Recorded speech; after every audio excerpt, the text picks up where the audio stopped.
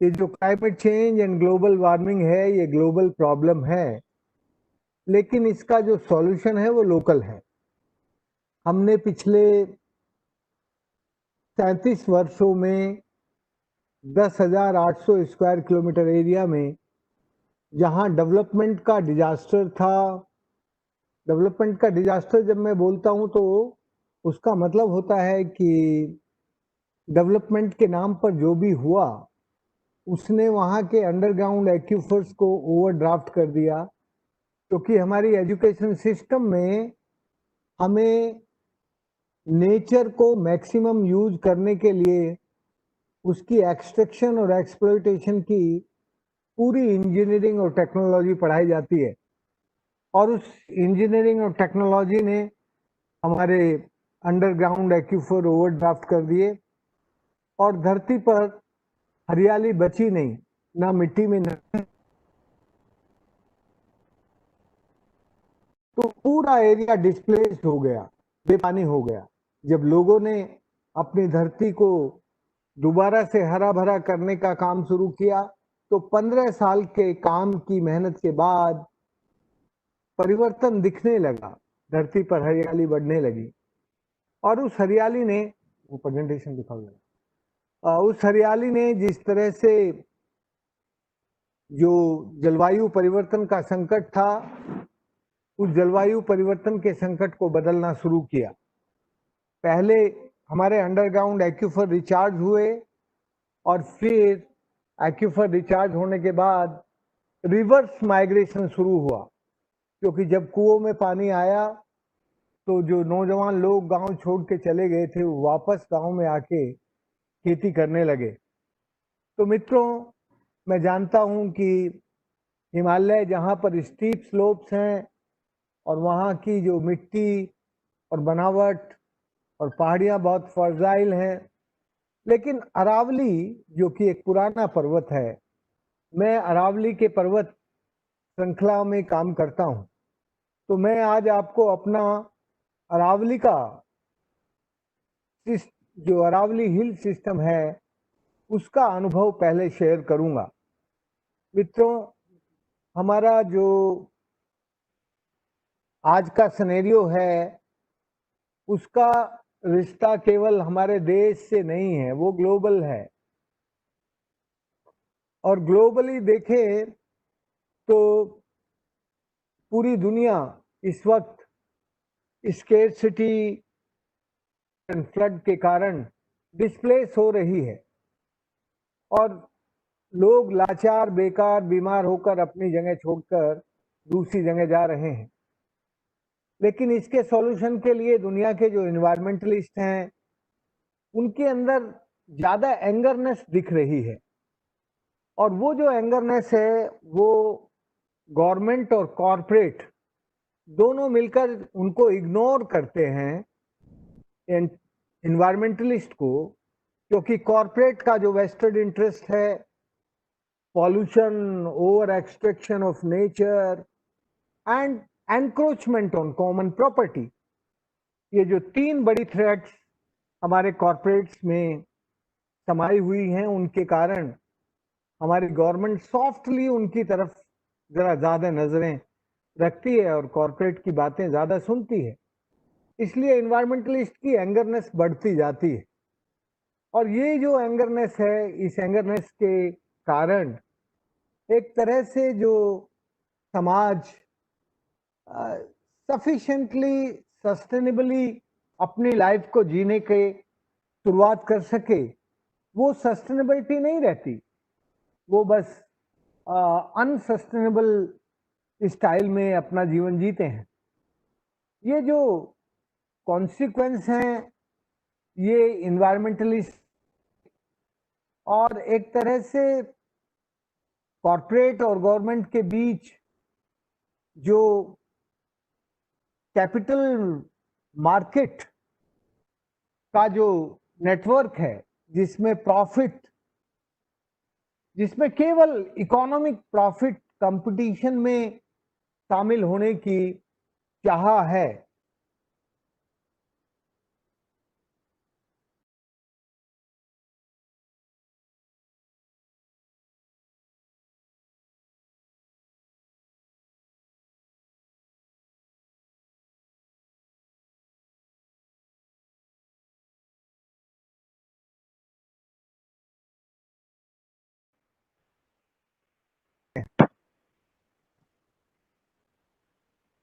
बढ़ती भूख के कारण सर आपकी वॉइस नहीं आ रही है। मिसमैच है। अरे आवाज नहीं आ रही भाई।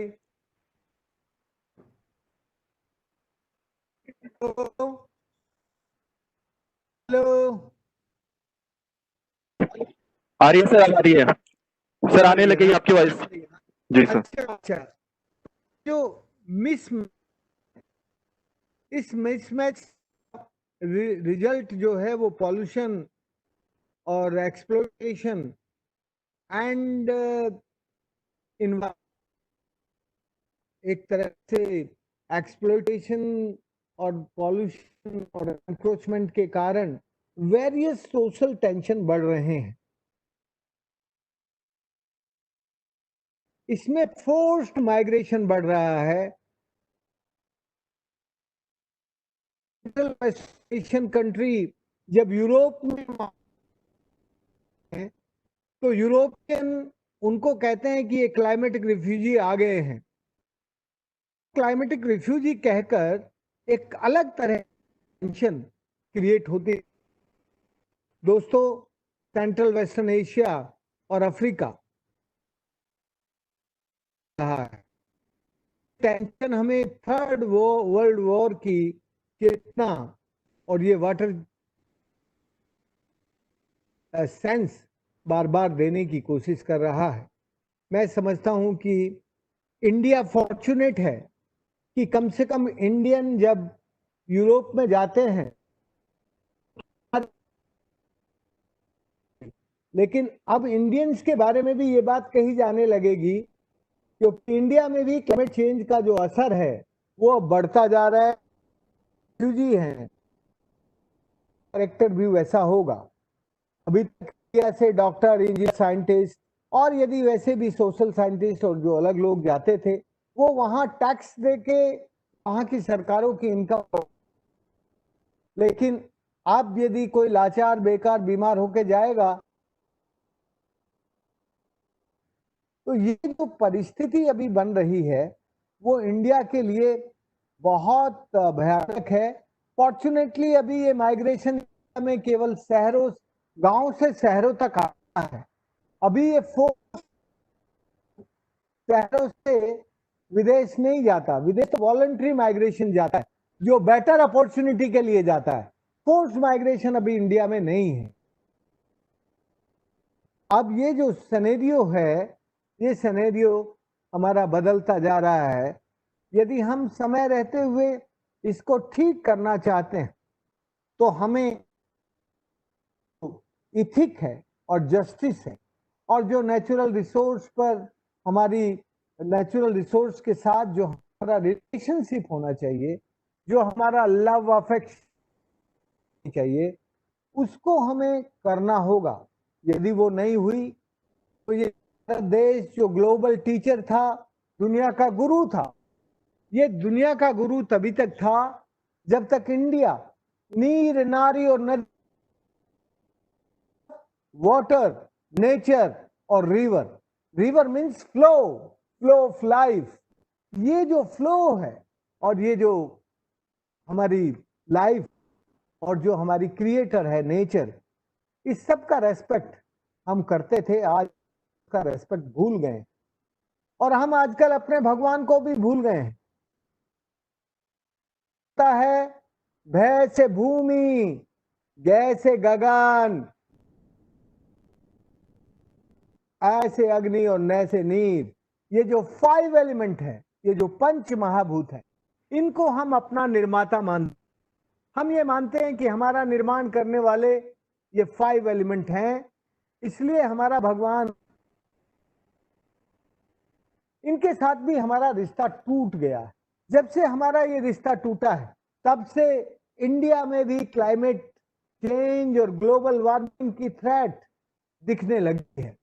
इसलिए मानता हूं कि climate change and global warming global threat है, लेकिन सॉल्यूशन लोकल है। जैसे हमने किया हमारे इलाके में, हमने पिछले 37 वर्षों में climate change adaptation and mitigation दोनों तरह के करके रिवर्स माइग्रेशन का काम किया। इसलिए इंडिया को चाहिए ड्रिवन नेचुरल रिसोर्स मैनेजमेंट। यदि इंडिया डिजास्टर फ्री कंट्री बनना चाहता है तो इंडिया का डिजास्टर फ्री कंट्री बनने का एक ही तरीका कि इंडियंस और इंडियन गवर्नमेंट दोनों मिलकर अपने आप को एक दूसरे के कोऑपरेशन से, एक दूसरे के सहयोग से, फोर्स के साथ रेस्पेक्टफुली व्यवहार करे, उनकी मैनेजमेंट करे, तो हम आगे जा सकते हैं। दोस्तों, 17 स्टेट, 365 डिस्ट्रिक्ट इस साल वाटर स्केर्सिटी और ड्राउट को झेला। बिहार, उड़ीसा, देश भर में बहुत सारी जगह की क्राइसिस है, ये आ रही है। ये क्यों आ रही है? क्योंकि हमारे जो अंडरग्राउंड एक्यूफर्स हैं, जो हमारा पहले रिचार्ज और डिस्चार्ज का संतुलन था, वो रिचार्ज और डिस्चार्ज का संतुलन बिगड़ गया। आज हम डिस्चार्ज करने पर लगे हैं और रिचार्ज नहीं कर रहे हैं। तो जब जब हम डिस्चार्ज बढ़ाते हैं और रिचार्ज घटाते हैं, तब तब ये क्राइसिस होती है। हम extremely high water stress area में जी रहे हैं। यदि हम ये देखें कि हमारे असली रिजर्व बैंक अंडरग्राउंड एक्यूफर हैं।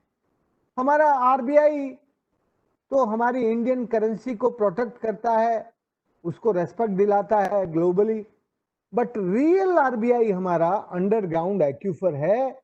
वो ओवरड्राफ्ट होगा तो फ्लड भी आएंगे और ड्राउट भी होगा, क्योंकि फ्लड वहां आता है जहां ऊपर से बारिश के पानी के साथ सॉइल आके इरोजन करके नदी के लेवल को ऊपर उठा देती है, और ड्राउट वहां आता है जहां से वो मिट्टी कट के आ जाती है, क्योंकि वहां मिट्टी में मॉइस्चर नहीं रहता, ग्रीनरी नहीं रहती।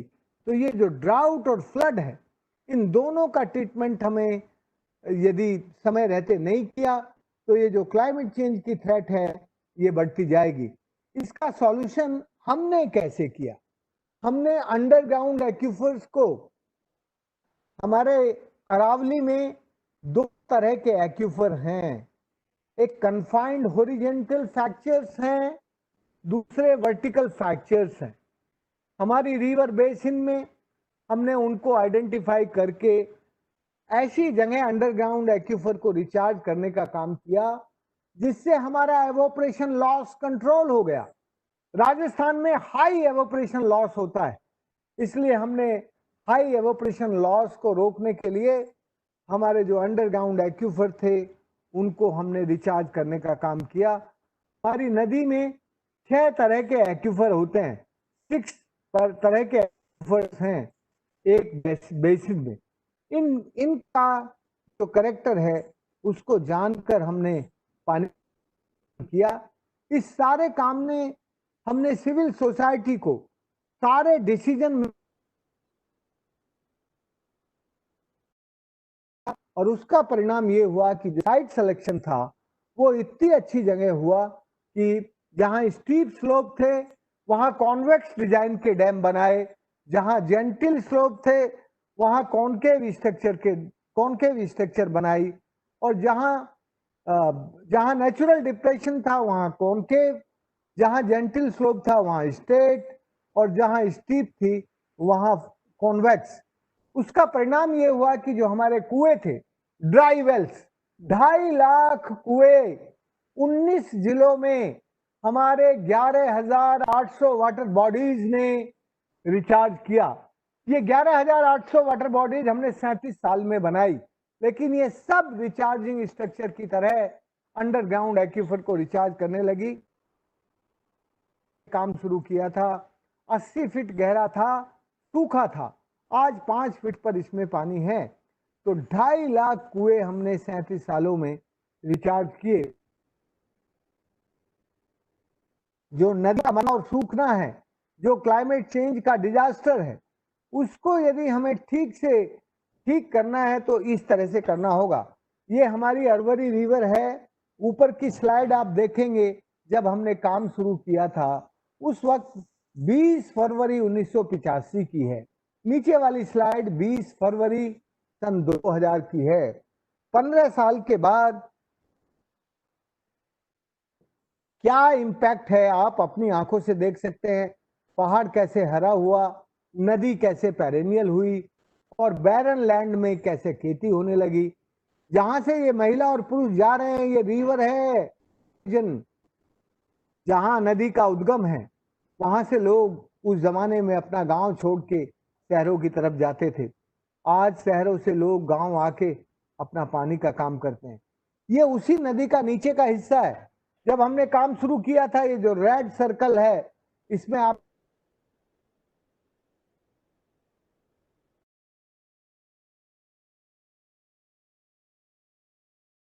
यहाँ पर ये वाटर बॉडी, इस रिवर में हमने 670 वाटर बॉडीज क्रिएट की। उसका परिणाम है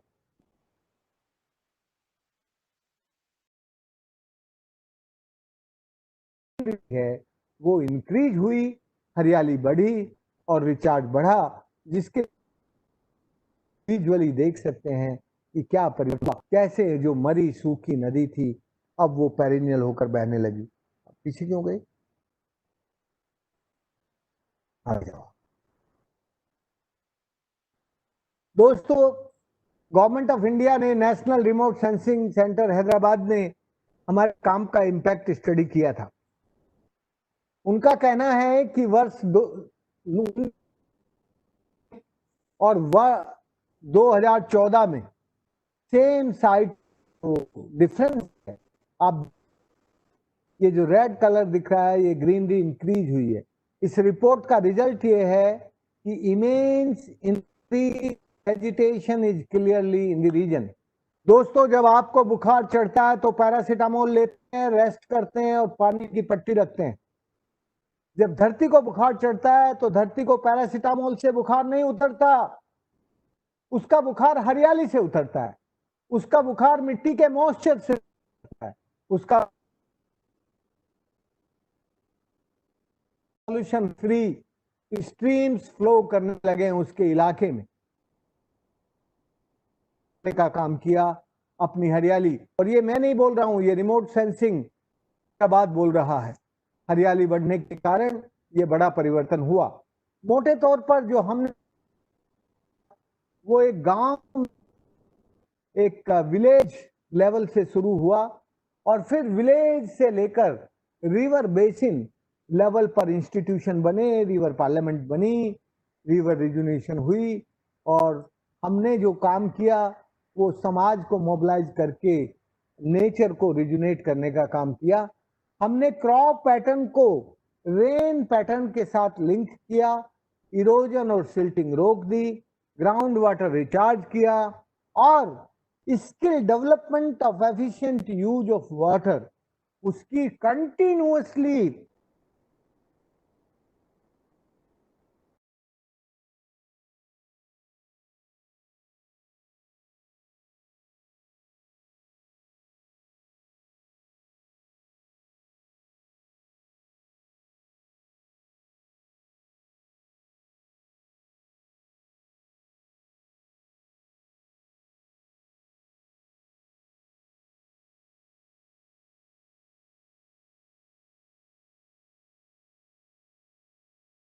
वाटर को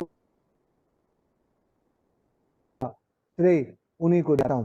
दोस्तों, जब हमारा काम नहीं हुआ था तब ये औरतें 9 किलोमीटर है, ये 9 किलोमीटर दूर से पानी लेके आती थी।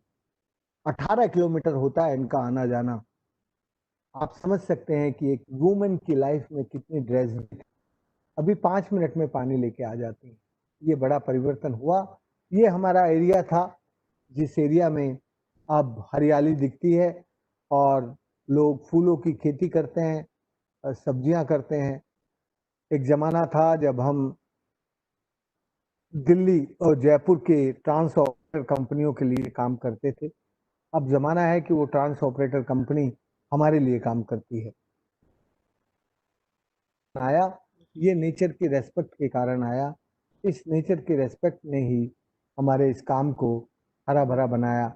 हमारा काम ग्रीन रिवॉल्यूशन से बिल्कुल अलग तरह का है।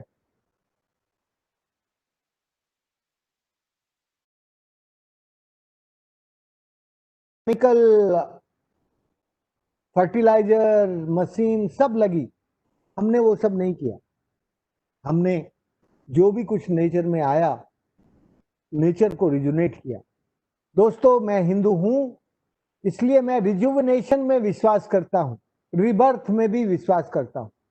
जो लोग रिबर्थ में विश्वास करते हैं वो नेचर की रिजुनेशन में विश्वास रखते हैं, और जो लोग नेचर की रिजुविनेशन में विश्वास करते हैं उनको कोविड जैसी महामारी नहीं सता सकती।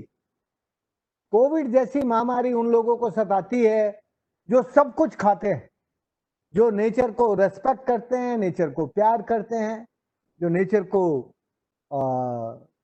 सम्मान करते हैं, उनको उनको ये सब नहीं होता। मैं भारतीय आस्था को विश्वास करता हूं, और भारतीय आस्था हिंदू मुस्लिम सिख ईसाई सबकी बात करता हूं।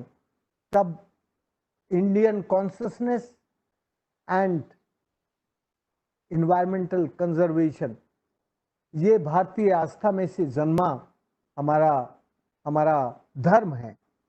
हम सब भारतीय प्रकृति को सम्मान करते हैं। जब तक हम सम्मान करेंगे तब तक हम डिजास्टर फ्री रहेंगे। यदि सम्मान नहीं करेंगे तो हमारा ड्राउट और फ्लड बढ़ेगा, और क्लाइमेट चेंज के कारण हमारी क्राइसिस बढ़ेगी। पहाड़ पर भी बाढ़ आएगी, केदारनाथ की बाढ़, कश्मीर की बाढ़, आप सबको याद है, इसलिए मैं उसको उल्लेख कराना नहीं चाहता। आनंद शर्मा जी ने बहुत अच्छे से मेंशन किया अपने भाषण में। मैं आपसे केवल इतना कहना चाहता हूं कि इसके सॉल्यूशन हैं, और इसके सॉल्यूशन आप अब आगे की मेरी स्लाइड में देख सकते हैं। दोस्तों, जब हमने काम शुरू किया था तब हमारा पूरा इलाका रेन शैडो रीजन था। उस जमाने में सूरज की लाल गर्मी हमारी धरती को लाल करके एक तरह से हीट के कारण बादलों को, जो समुद्र से बादल आते थे अरेबियन सी से, उनको ऊपर उठा देती थी और बारिश नहीं होती थी। हमने अपने इलाके में, आप देखेंगे कि अरेबियन सी से बढ़ने वाला बादल ईस्टर्न घाट और वेस्टर्न घाट पे पूरा बरस जाता है। जब वो पूरा बरसता है तो हमारे इलाके की जो रेड हीट थी उन बादलों को, खाली को वापस भेज देती थी। परिणाम ये हुआ कि हमने अपने इस इलाके में 11,800 वाटर बॉडीज 7 जिलों में बनाई। ये कॉन्टिगुअस एरिया है 7 जिलों का, और इनमें जहां हमारी वाटर बॉडीज में बारिश नहीं होती थी, पहले हमारे पास जो सरिस्का का जंगल था उसमें फॉरेस्ट था, उसमें बारिश होती थी।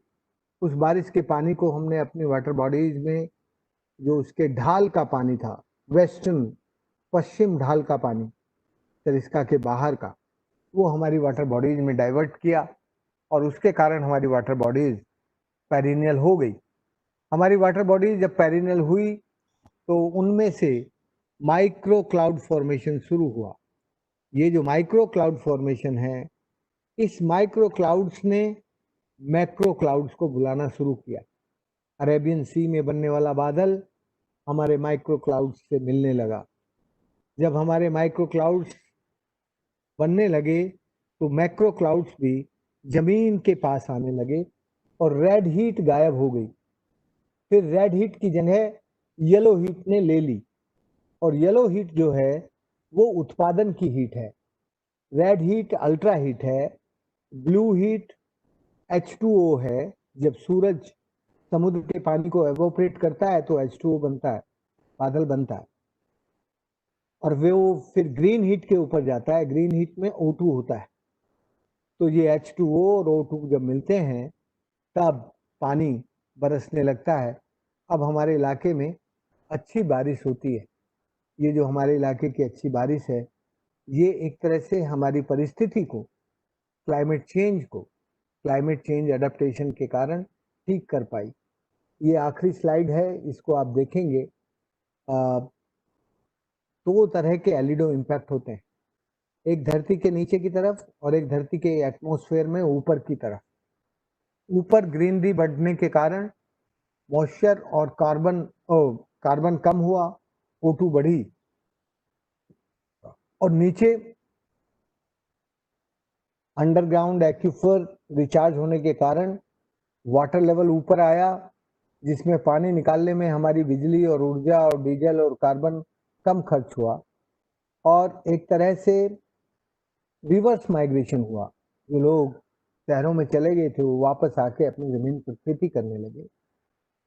तो ये जो मॉइस्चर बना मिट्टी में, उस मॉइस्चर ने एक बड़ा परिवर्तन किया, और उस बड़े परिवर्तन का परिणाम है कि हमारी धरती उत्पादक बन गई, हमारी धरती की हरियाली बढ़ गई, और जो हमारे लोग उजड़ कर गए थे वो वापस आकर खेती करने लगे। अब ये इलाका अपने आप आत्मनिर्भर बन रहा है। आत्मनिर्भर केवल बिजली की पावर से नहीं बनता है, आत्मनिर्भर केवल चौड़ी सड़कों और हवाई जहाजों से नहीं बनता है। आत्मनिर्भर बनना होता है हमारे जीवन में हैप्पीनेस हो, हमारा जो आनंद है वो जब आता है, जब हमें अपनी जगह पर रहने, खाने, पीने, जीने की सुरक्षा हो। आज दुनिया में प्रॉफिट इकोनॉमिक नेटवर्क तो बहुत स्ट्रांग हो गया है, लेकिन security network, health security, climate security, water security, food security, ये सब कमजोर हो गई हैं। तो जब हमारा सिक्योरिटी का नेटवर्क कमजोर होता है तब हम आत्मनिर्भर नहीं बन सकते।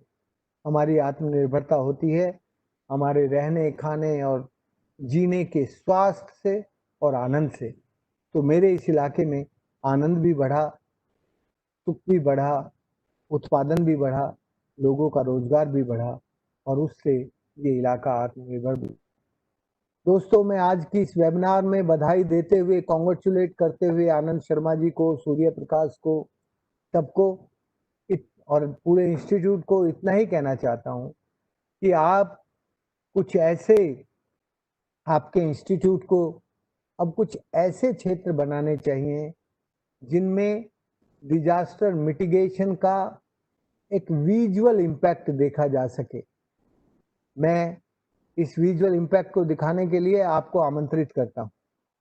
दोस्तों, मैं इतना बता दूं कि हमारा छोटा सा काम जो एक गांव से शुरू हुआ था, उसने ग्लोबल लेवल पर पॉलिसी चेंज करने में सफलता मिल पाई।